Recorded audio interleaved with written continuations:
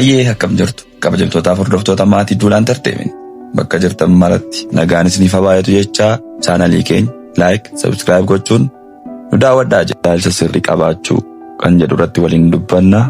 Gatiin nama tokkoo ilaalcha isaatiin madaalamu. Namni tokko cubbamaa yookaan qulqulluu jedhamee kan farrajamu ilaalchumaan. Jireenyi keenya bu'uura ilaalcha keenyaa irratti ijaarama. Ilaalchi keenya akka ifa daandii nuu ta'a. Yoo ilaalchi keenya dogoggora ta'e tarkaanfiin keenya dogoggora, bu'aan keenyas dhiphina ta'a. Garuu yoo ilaalchi keenya sirriif haqa irratti hundaa'e jireenyi keenya ifa, nagaa fi milkaa'ina guutuu ni qabaata. Ilaalchi karaa nuti addunyaa ittiin arginu akkasumas wantoota nutti dhaga'aman yaada keenya, amantaa keenyaaf murteewwan keenya kan murteessudha. Ilaalchi keenya yaada keenya ni dhiiba. Yoo ilaalchi keenya badaa ta'e yaadni keenya badaa ta'a. Yoo ilaalchi keenya gaarii ta'e ilaalchi keenyas gaarii ta'a jechuudha. Ilaalchi keenya gocha keenya ni gaggeessa. Akkaataa nuti itti jiraannu, hojii keenyaaf hariiroon keenya ilaalcha keenyaan murtaa'a. Mee ilaalcha gaarii akkamittiin guddifna? Inni jalqabaa of beekuu. Duraan dursa ilaalcha keenya beekuu qabna. Akkamitti yaadna? Maaliif akkana yaadna? Waa'ee maalii yaadna? Warreen kan adda baasuudha.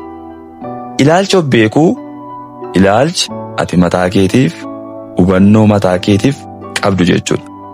Kana jechuun akka nama tokkootti of ilaaluu keef ofitti amanummaa kee ibsa. Ilaalcha of beekuu gaariin humna mataa keetiiti. Akka amantu si taasisa. Hanqina kee fudhachuuf jireenya keetti akka gammaddu si gargaara.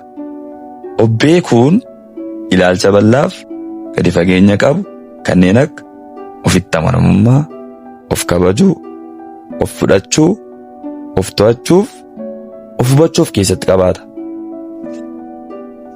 Inni lammaffaan ilaalchi gaarii akkaataan itti guddifatan yaadni kee akka sirrii ta'e mirkaneeffadhu.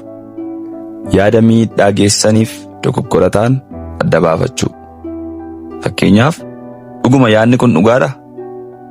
Yaadni kun yoo namane maal na fayyada jedhee of gaafadhu. Yaada miidhaa qabu yaada gaariif dhugaa ta'een adda bakka buusi. Fakkeenyaaf ani dadhabaa jechuu mannaa waan irratti fooyya'u qabu qaba.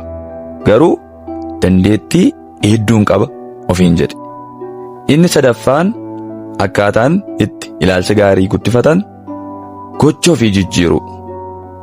Ofii keetiif gaarii ta'i. Of jajjabeessi. Waan si gammachiisu hojjedhu. Waan haaraa baradhu. Waan haaraa barachuun ofitti amanummaa kee dabala. Akkasumas ilaalcha kee bal'isa. Kan biraan nama gargaari. Nama gargaaruun ofitti amanamummaaf gammachuu fi kaayyoo akka qabdu si godha.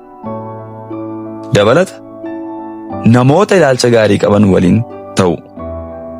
Namoota si jabeessan waliin yeroo dabarsi. Namoonni gaariin ilaalcha kee fooyyessuuf si gargaaru. Namoonni gadi si qaban, si qeeqan yookiin ilaalcha badaa qaban irraa immoo fagaadhu. Inni xumuraa galateeffadhu. Waan qabdu hundaan gammadi. Jireenya keessatti waan gaarii argiteef galateeffadhu. Waan garaan kee dheebotu dhabdeetta ta'a. Abjuun kee inni ijoollummaa inni laphee kee ishee xiqqoo keessaa dhaatu ture galmaan geenye ta'a. Wanta abdii godhatte siif raawwanne ta'a. Ta'ullee galateeffadhu. Yaadadhu. Namni waaqa galateeffachuuf sababan dhabu. Yoo maallaqa dhabde maallaqa dhabuu keef waaqa komachuutu hin taane waan maallaqni bituu hin dandeenye qabaachuu keef galateeffadhu. Uffata yoo dhabde qullaa ta'uu keef uumaa kee komachuu mannaa dhagna uffatetti uffattu qabaachuu keef galateeffadhu. Addunyaa kanarra nama meeqatu dhagnetti uffatu dhabee ciisee aadaa jira. Waan dhabde qofa laaltee yaaddeen. Waan qabdu irratti xiyyeeffadhu. Isa sitti irrate qofa laaltee komachaa jiraachuu dhiisitii isa siif guuteef galateeffadhu. Kana gochuun ilaalcha gaarii qabaachuuf si gargaara. Kanaafuu ilaalcha keenya yeroo hundaa fooyyessuun yaada haaraa of keessatti uumuun murteessaadha. Qabxiilee dagatamuu hin qabne inni duraa yaada haaraa fayyadamuu dandeessisi.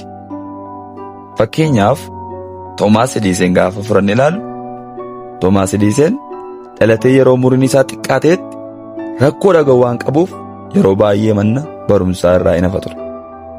Haa ta'u malee har'a nama addunyaaf daawwitii yookaan ampuulli ibsaa argamsiisa yaada haaraa fi qorannoo baay'ee taasise.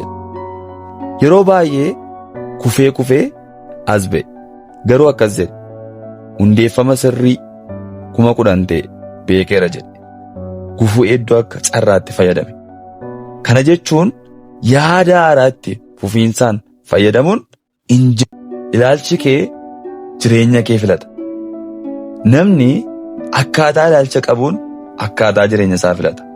Fakkeenyaaf Neelsan Maandelaan yeroo hunda ilaalcha walqixxummaa fi bilisummaa irratti cichaa ture. Yeroo hunda hidhamuuf rakkina cimaa keessa darbee illee namni hundi walqixadha jedhu ilaalchi isaa hin dhiibne. Kanaaf kabajaaf beekamtii addunyaa guutuu biratti argate. Walumaa galatti ilaalcha jijjiiramaa qabaachuun addunyaa jijjiirame keessa nama jiraachisa. Namoota addunyaa kana irratti ilaalcha jijjiiramaa fidan keessaa kanneen akka Neelsan Maandelaa, Toomaas Ediiseen irraa waan guddaa hin baran. Egaa atis ilaalcha kee yoo jijjiirte jireenya keef addunyaa jijjiirta. Egaa daawwattoota keenyaa amma xumuraatti waan nu daawwattaniif galatoomaa jechaa chaanaalii keenya like, subscribe, share gochuun nu tumsaa. Isin jaallatamtoota.